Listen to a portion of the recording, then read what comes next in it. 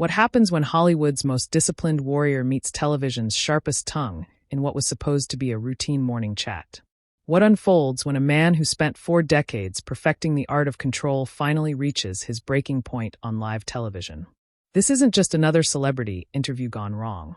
This is the story of the most explosive, most devastating, most utterly unforgettable confrontation in morning television history. A moment so raw, so visceral, so completely unscripted that it left an entire studio speechless and millions of viewers with their jaws on the floor. Tom Cruise. The name alone conjures images of impossible stunts, box office records, and a work ethic that's become legendary in an industry known for excess and ego. For 40 years, he's been the gold standard of professionalism. The man who does his own stunts. The actor who shows up 6 hours early.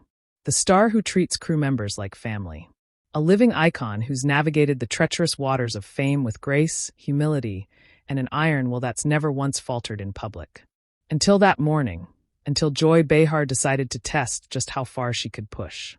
What you're about to witness is the moment when calculated provocation met decades of accumulated pressure. When a predatory question collided with a man who'd finally had enough. When the mask of celebrity composure shattered on live television, revealing something far more powerful underneath. Raw, unfiltered truth delivered with the force of a man who'd spent a lifetime earning the right to speak it. The studio lights were bright that morning. The audience was buzzing with anticipation. The cameras were rolling and nobody, not the producers frantically working their control boards, not the other hosts arranged in their familiar semicircle, not even Joy Behar herself, had any idea they were about to witness television history. This is the story of what happened when Tom Cruise erupted. The morning of November 8th started like any other episode of The View. The studio audience filed in, excited for another round of celebrity interviews and hot topic discussions. The show's signature red couches gleamed under the professional lighting. Camera operators checked their angles. Sound engineers adjusted their levels. In the control room, producers reviewed their rundown, confident they had another smooth show ahead.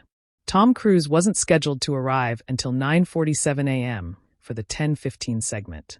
But true to his legendary reputation, he walked through the studio doors at 8:30. Not with an entourage of handlers and assistants, but with a single publicist and a warm smile that immediately disarmed the staff. "Morning, everyone," he called out, that famous voice carrying easily across the studio floor. "Hope I'm not too early." The crew members exchanged glances. They'd seen hundreds of celebrities come through these doors. The divas who demanded specific water temperatures. The method actors who refused to break character.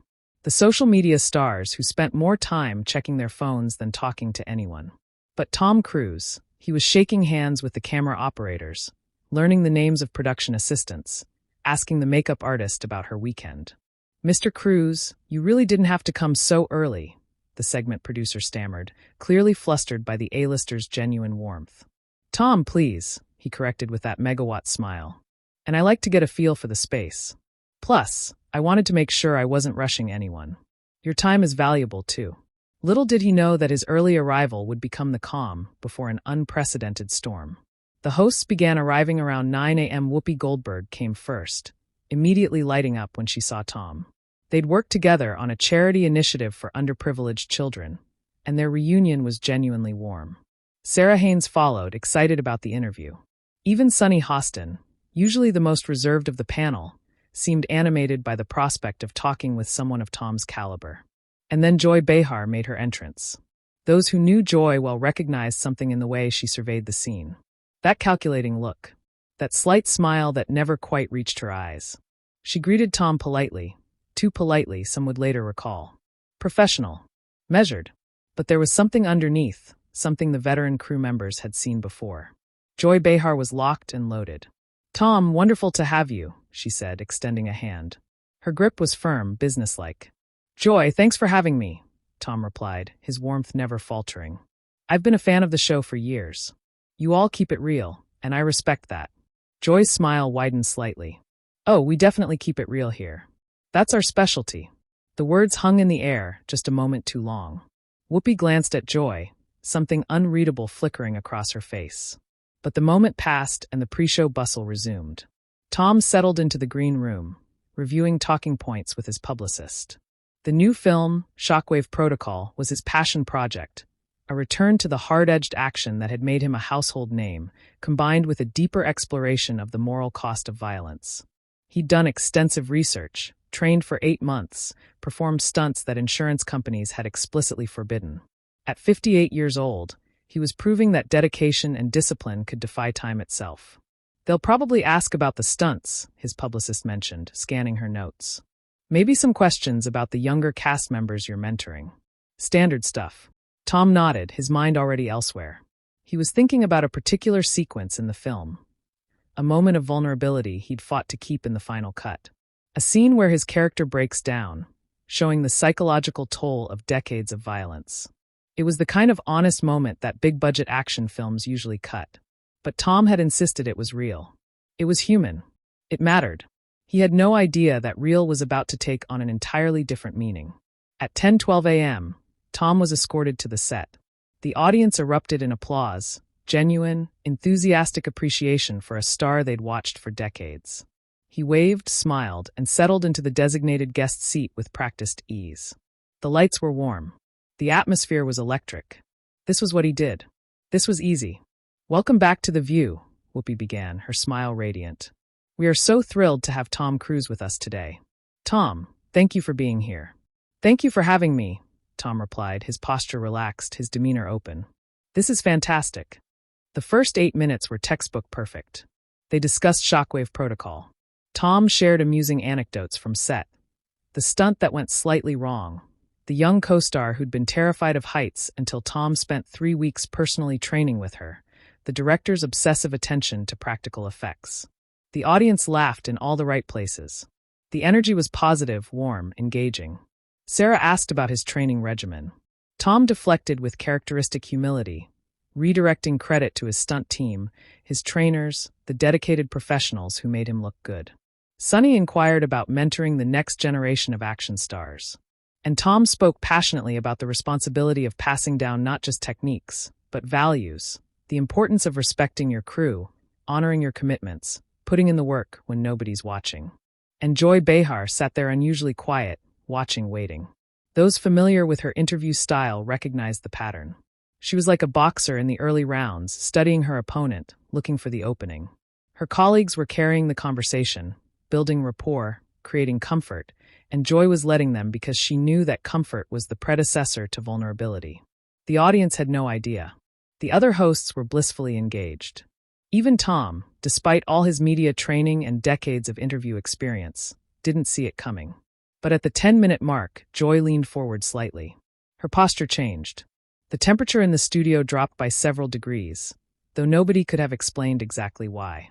"Tom," she said, her voice cutting cleanly through the warm conversation. "Can I ask you something?" The phrasing alone should have been a warning. Not "I have a question" or "let me ask you about," but "can I ask you something?" The false politeness of requesting permission for something she was going to do regardless. Tom turned to her, still smiling, still open. "Of course. You talk a lot about values and responsibility," Joy continued. Her tone conversational, but with an edge sharp enough to cut glass. "About mentoring the next generation, about putting in the work. But I'm curious, how do you reconcile that with some of the choices you've made in your personal life?" The air shifted palpably, undeniably. Whoopi's eyes widened slightly. Sarah's smile froze. Sunny's hand tightened almost imperceptibly on her note card. In the control room, a producer muttered, "Oh God, here we go." But Tom remained composed. His smile didn't falter, though something in his eyes, something subtle, something steely, suggested he understood exactly what was happening. "I'm not sure I follow, Joy," he said evenly. "What choices are you referring to?" Joy leaned back, clearly relishing the moment. "Well, you've been married 3 times. You've had very public relationships that ended in very public ways. You've been involved in, let's call it what it is, some controversial organizations and belief systems that many people find troubling. And yet here you are talking about values and mentorship as if..." "Joy!" Whoopi tried to intervene, her voice carrying a warning note. But Joy wasn't finished. "As if you're some kind of moral authority. I'm just wondering if you see the contradiction there, because a lot of people watching might see it." The studio held its breath. This wasn't a question. It was an ambush, carefully constructed and deliberately deployed. A personal attack wrapped in the veneer of legitimate journalism, designed to provoke, to embarrass, to score points with viewers who loved seeing celebrities taken down a peg. Tom Cruise sat perfectly still for 3 full seconds. His expression didn't change. His posture didn't shift. But everyone in that studio, from the audience members in the back row to the camera operators behind their equipment to the hosts sitting mere feet away, felt something change in the man beside them. "Joy," he said quietly, his voice measured and controlled. That's an interesting way to frame a question. It wasn't anger in his tone. Not yet. It was something more dangerous. Absolute clarity. The voice of a man who just realized exactly what kind of conversation this was going to be and was calculating his response with the precision of someone who'd spent decades navigating Hollywood's treacherous waters. "I'm just asking," Joy pressed, sensing she'd drawn blood, but not yet satisfied. "You put yourself out there as this example of dedication and professionalism, but your personal life tells a very different story, doesn't it? 3 marriages, Tom, 3 divorces. That's not exactly the picture of stability you're trying to sell here." "Joy, that's really not," Sarah started, clearly uncomfortable with where this was heading. "No, it's fine," Tom interjected, his voice still calm but with a new undercurrent that made everyone pay closer attention. "Joy wants to have a conversation about personal life versus professional conduct. I'm happy to have that conversation." He shifted in his seat slightly, turning to face Joy more directly. The movement was subtle, but it changed the entire dynamic. This was no longer a casual interview. This was a confrontation, and Tom Cruise had just accepted the challenge. "First," he said, his words measured and deliberate. "Yes, I've been married 3 times. Each of those marriages ended for private reasons that I've never discussed publicly because I respect the people involved too much to turn their pain into entertainment. But let me ask you something, Joy. Do you believe that someone's marital history disqualifies them from having professional integrity?" "I'm not saying it disqualifies you," Joy shot back, clearly enjoying this. "I'm saying there's a disconnect between the image and the reality. You can't stand there." "I'm sitting, actually," Tom interrupted, and there was the faintest edge of steel in that correction. "But please continue." Joy's eyes narrowed. She wasn't used to being interrupted, wasn't used to guests who pushed back. Most celebrities either crumbled under her questioning or retreated into publicist-approved deflections. But Tom Cruise was doing neither, and she could feel her control of the situation slipping. "You're involved with an organization that many people consider to be a cult," she pressed on, dropping any pretense of subtlety now. "An organization with a very troubling history of—" "Stop. One word. Quiet. Final." Tom Cruise's demeanor had shifted. The friendly movie star was gone. In his place sat someone else entirely. Someone harder. Someone who'd survived 4 decades in an industry that chewed up and spit out lesser talents. Someone who'd finally decided that silence was no longer an option. "Here's what we're really doing here, Joy," he said, his voice level but carrying an unmistakable weight. "We're not having a conversation about professional conduct or personal values. What you're doing, and everyone watching knows it, is trying to score points by attacking someone's private life and religious beliefs on live television. Is that accurate?" Joy opened her mouth to respond. But Tom continued, his words precise and cutting. "Because if we're going to have that conversation, let's have it honestly. You want to talk about my marriages? Fine. I've been divorced. Each time was painful. Each time I tried my best, and it didn't work out. I've never claimed to be perfect in my personal life, Joy. But I show up to work on time. I treat every person on every set with respect. I've never once missed a day of filming due to unprofessional behavior. I've mentored dozens of young actors and stunt performers, many of whom are now thriving in their careers. That's what I'm selling, not perfection. Professionalism." The audience was dead silent. Whoopi and Sarah exchanged glances, both clearly uncertain whether to intervene or let this play out. Sunny was frozen, her eyes wide. But Joy Behar, emboldened by years of television combat and convinced of her position's righteousness, made a fatal tactical error. She doubled down. "That's a very convenient distinction," she said, her voice dripping with skepticism. "Personal versus professional. But Tom, your association with..." "With what?" "Joy, say it clearly. What organization are you referring to?" "You know exactly what I'm talking about." "I do, but I want everyone watching to understand exactly what you're doing here. You're attacking my religious beliefs on live television in front of millions of people. Because it plays well with your audience, doesn't it? Because it's easy. Because I'm sitting here and you've got home court advantage, and your producers probably thought this would make great television. Tom's voice had risen slightly, not in volume, but in intensity. Each word was precise. Each sentence a surgical strike. You want to question my professional conduct? Show me one person, one crew member, one co-star, one director who'd say I've ever been anything less than completely committed and respectful on set. You want to discuss my personal life? Okay, but then let's discuss yours too, Joy. Let's talk about everyone's messy divorces and private struggles, and the things we'd all rather keep private. Or we can recognize that maybe, just maybe, attacking someone's deepest personal beliefs for entertainment purposes is exactly the kind of thing that makes people distrust media. Joy's face had gone slightly red. She was a veteran of 1,000 television battles, but something about Tom Cruise's controlled intensity was throwing her off balance. She'd expected defensiveness or retreat. Instead, she'd gotten a systematic dismantling of her approach delivered with devastating precision. I'm a journalist, she started. You're a television host, Tom corrected. And now there was no mistaking the edge in his voice. Which is fine. It's an important job, but let's not pretend this is investigative journalism. This is entertainment television, and you just tried to use someone's personal pain and private beliefs as a weapon. Why? What did you think was going to happen here? The other hosts were frozen. Whoopi had her hand partially raised as if to intervene, but she was clearly torn between her role as moderator and her evident sympathy for Tom's position. Sarah was staring at Joy with an expression that might have been shock or might have been anger. Sunny had actually shifted her chair slightly away from Joy, a subconscious physical distancing from what was unfolding. In the audience, people were leaning forward, completely transfixed. This wasn't the usual celebrity interview. This was real conflict, real emotion, real stakes playing out in real time. Some faces showed clear discomfort. Others wore expressions of satisfaction, as if they'd been waiting years to see someone stand up to Joy Behar's particular brand of confrontational interviewing. Joy, sensing that she was losing control of the narrative, tried a different approach. Her voice softened, became almost conciliatory. Tom, I'm not attacking you. I'm asking legitimate questions that many people have. No, Tom cut her off. And this time, when he spoke, his voice had dropped to a whisper-quiet intensity that was somehow more powerful than any shout could have been. No, Joy. Don't hide behind many people. You don't get to launch personal attacks and then hide behind the fig leaf of just asking questions. Own what you're doing. You wanted to take down Tom Cruise on live television. You wanted a moment. You wanted to be the person who finally made me crack. Fine, you got your moment. But understand something.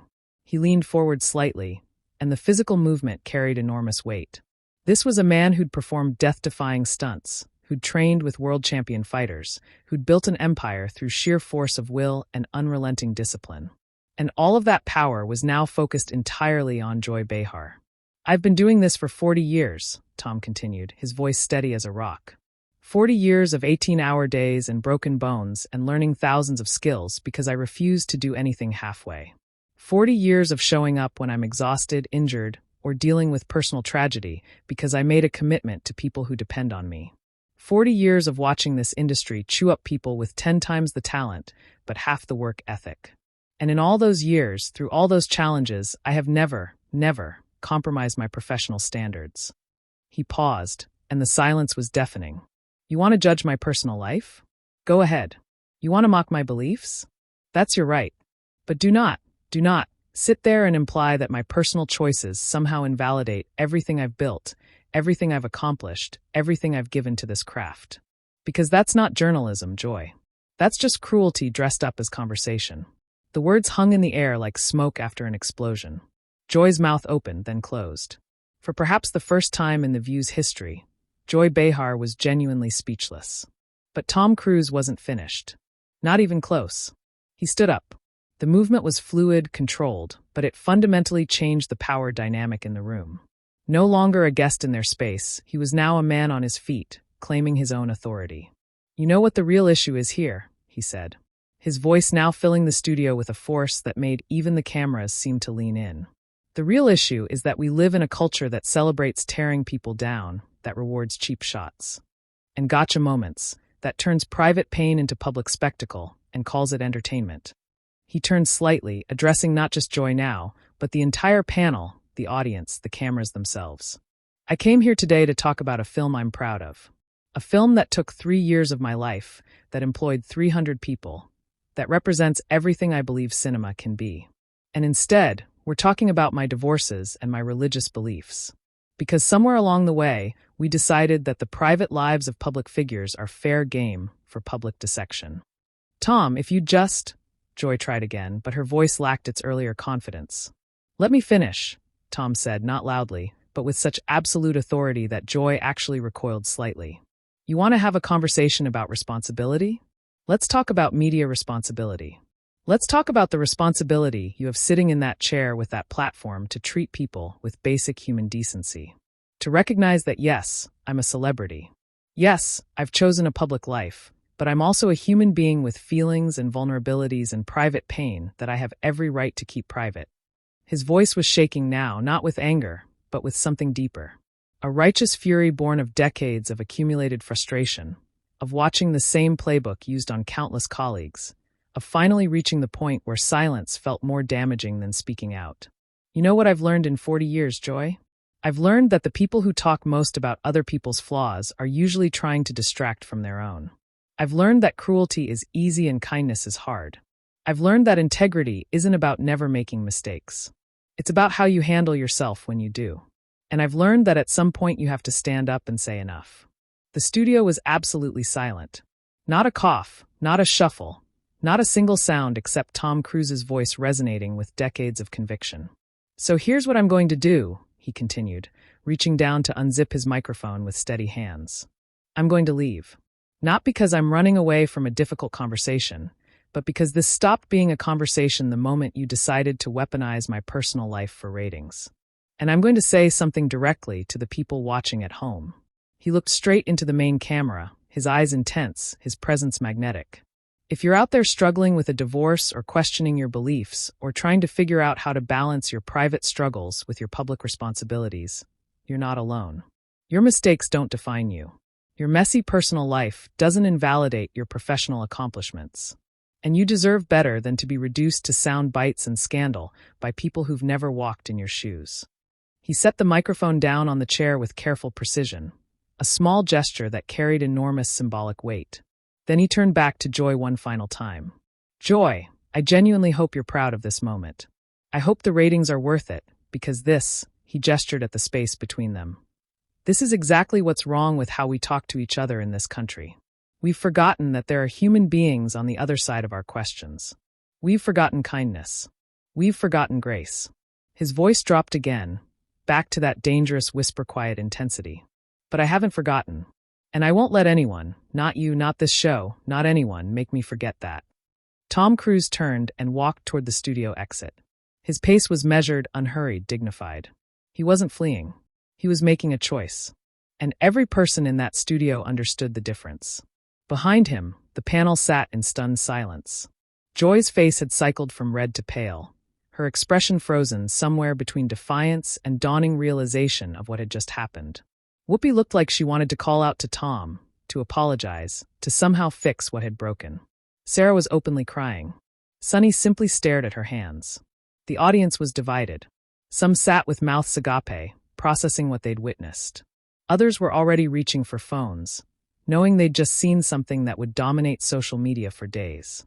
A few were applauding, softly at first, then louder, until perhaps a third of the audience was on their feet, clapping for a man who'd just chosen dignity over compliance.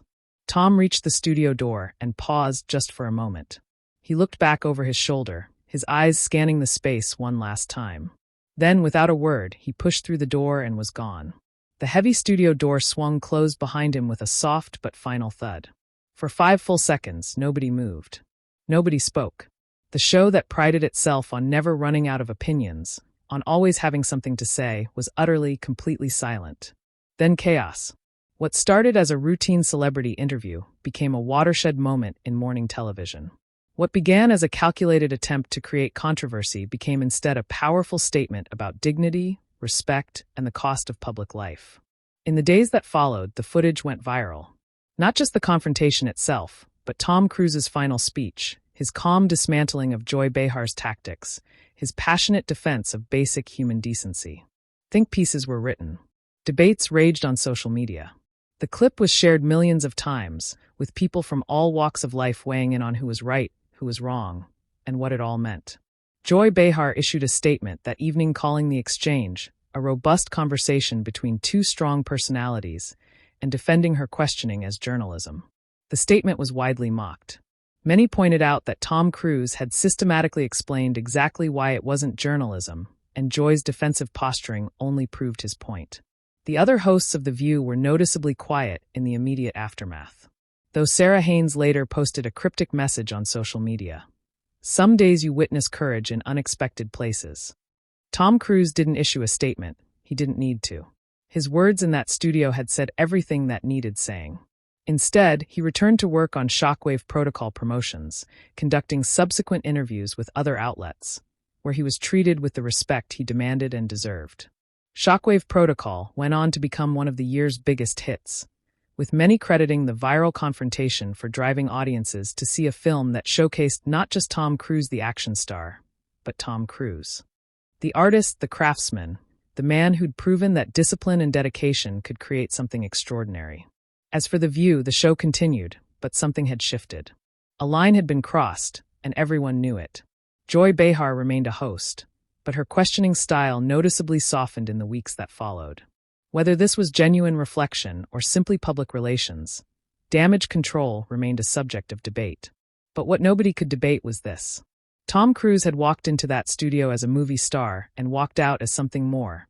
A symbol of what it looks like when someone finally says enough to a culture of cruelty, masquerading as conversation.